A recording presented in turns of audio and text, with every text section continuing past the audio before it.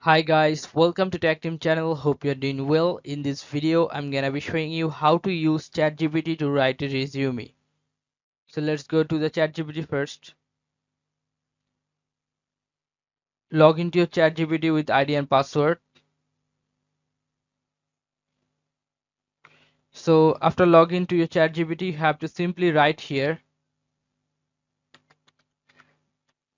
create a resume. Now hit enter.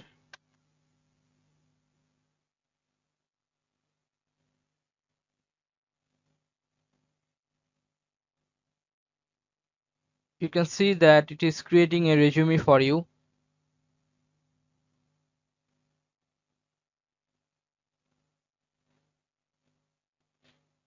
Okay, it's done now.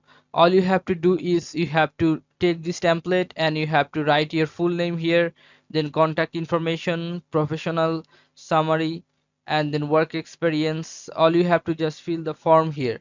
Okay, after that you can write you can make a resume from here. So this is how you can make a resume in ChatGPT. So guys, if you find this video helpful, then please give a thumbs up and don't forget to subscribe the channel.